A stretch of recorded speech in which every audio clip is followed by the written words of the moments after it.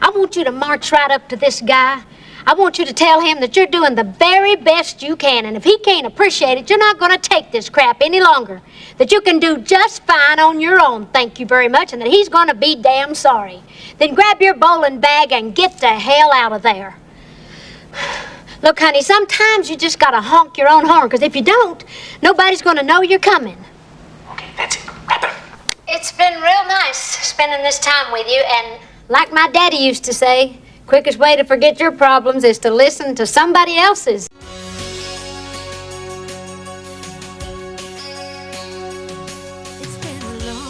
Straight Talk is a 1992 romantic comedy film that would find some box office success and would launch a couple of good country songs. Dolly Parton stars as Shirley Kenyon, a dance instructor living in Arkansas. She is fired from her job after she spends more time giving advice than giving dance lessons. She laments her frustrations to her unemployed boyfriend Steve, played by Michael Madsen. You can't even cook, Cheryl. You can't even keep a half-assed job pushing some old farts around the dance floor. And everything you do gets screwed up. Where are you going? Get a couple beers? You got a whole six-pack left. I'm going out, Cheryl. Steve, I'm leaving. After finally deciding to pack up and leave, she heads to Chicago to look for work. When she arrives, she accidentally drops a $20 bill off of a bridge. While attempting to retrieve it, she is spotted by an investigative journalist, Jack Russell, played by James Woods, who assumes that she is attempting suicide. You okay? Are you nuts? Get away from me! You almost killed me! I just saved your life. You could have killed me and I lost my $20. Wait a minute. You weren't trying to kill yourself? Kill myself? Why should I? You were gonna do it for me. Oh, well, then I guess I didn't save your life. Well, I'm sorry to disappoint you. Maybe somebody will try to kill themselves tomorrow. Well, you don't have to get sarcastic about it. Listen, I took time out of my work to run down here and stop you from jumping off a bridge. It isn't my fault you weren't trying to jump in the first place. Okay, all right. You were just trying to help. Okay, here, take this. What are you doing? I figure if you're willing to risk your neck for $20, you need it more than I do. It shouldn't cost you money to do a good deed. But the next time you want to save somebody, make sure they need saving.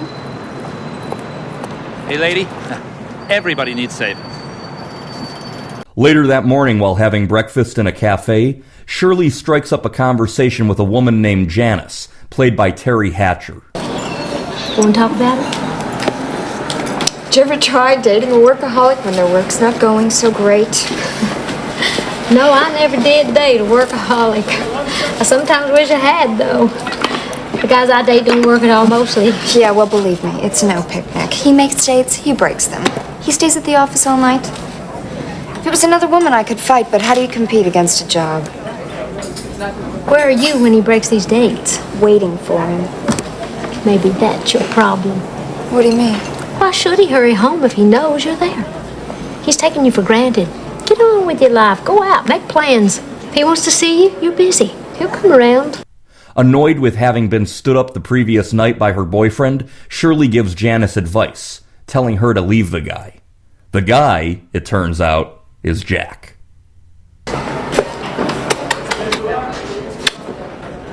I'm sorry. It was an all-nighter, again.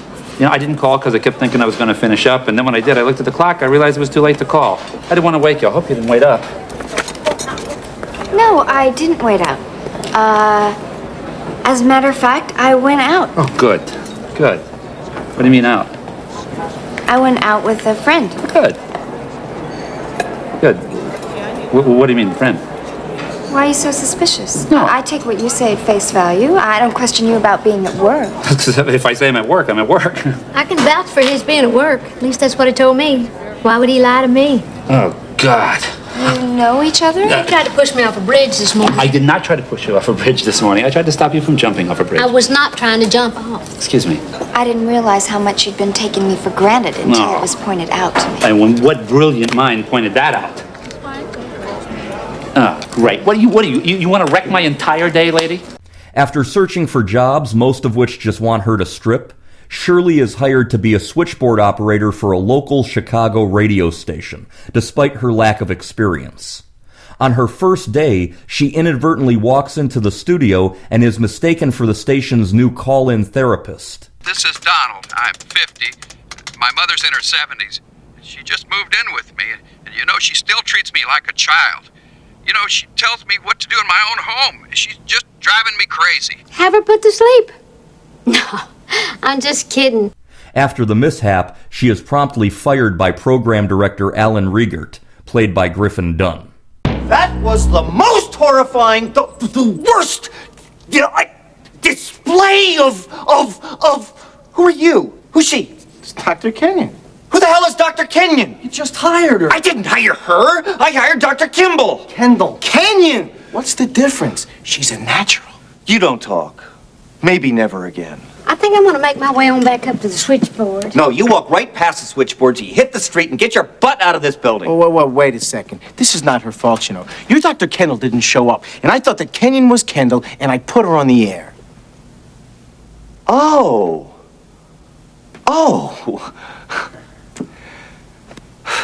I just want to be absolutely fair about this.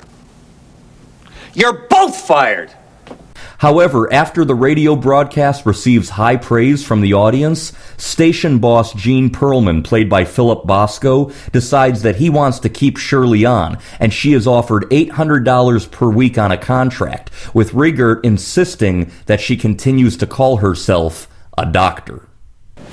Okay, $800 a week. But it still says Dr. Shirley. Listen. Captain Kangaroo wasn't really a captain. He wasn't even a kangaroo. Besides, no one's ever going to know.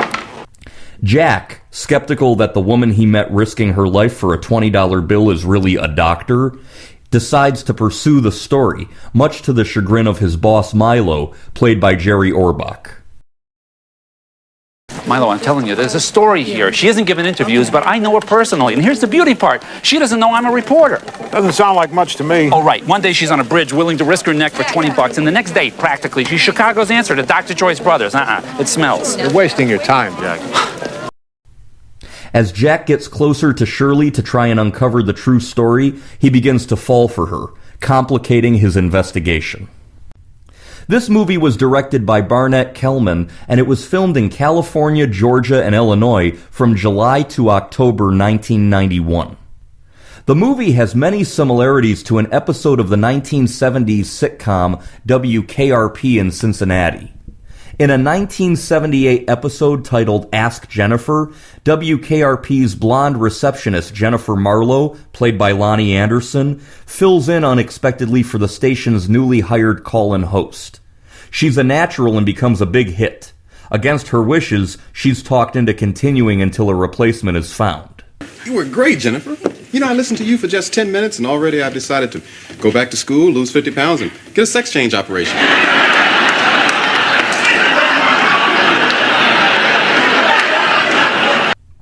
This movie is the feature film debut of actor Ron Livingston, best known for the 1999 comedy classic Office Space and the 2001 HBO miniseries Band of Brothers. His character is shown dancing with Dolly Parton. Released into theaters on April 3, 1992, Straight Talk grossed $21 million, a decent amount for a 1992 romantic comedy. The television advertisement specifically promoted this film as a date movie for male and female couples. Dolly Parton's great. It was like hilarious. The party just not quit laughing. It's kind of like Cinderella and Pretty Woman combined. He loved it. He loved Dolly. Real people were interviewed outside early screenings, with each of the women commenting on how their husbands loved the movie and loved Dolly Parton. This strategy failed to pay off, as Straight Talk garnered mainly an audience of women and die-hard Dolly Parton fans. Dolly Parton composed 10 original songs for the film's soundtrack, including a re-recording of her 1976 hit, Light of a Clear Blue Morning. The soundtrack album reached number 22 on the U.S. Country Albums charts, and 3 singles were released: Straight Talk, Burning, and Light of a Clear Blue Morning. This is a nice little movie, Dolly looks really good. She was about 45 years old during filming, and she and James Woods have decent attraction between each other in the roles. In fact, when I first started watching it, I thought there might be a love triangle between Dolly, James Woods, and Griffin Dunne. However, it becomes quite apparent from the get-go that James Woods is the dominant male love interest, and I always found James Woods to be great in every role I think I've ever seen him in. Dolly Parton and James Woods do have an interesting chemistry together in this movie, as mentioned by Siskel and Ebert. I'm going to give it a slightly positive review. It was a close call for me, but it's interesting. The thing that I liked most about the picture, the thing that you knocked the most, and that is the relationship between these two players. Yeah? I know what you're saying in theory, that Dolly Parton is a world unto herself, and James Woods is clearly from a different world. But I thought that the casting of the two of them was interesting. I'll tell you why. Typically, the Hollywood people think that, oh, we got Dolly Parton, got to get a big tree trunk of a guy to play opposite her. And I thought the fact that James Woods, they don't seem particularly comfortable together, and yet there is some attraction to her, and she is so winning as a personality that I thought he couldn't help himself. She's not the kind of person he would normally be interested in, so I was rooting for them to get together. If you're in the mood for a PG-rated, light-hearted romantic comedy film, I recommend Straight Talk.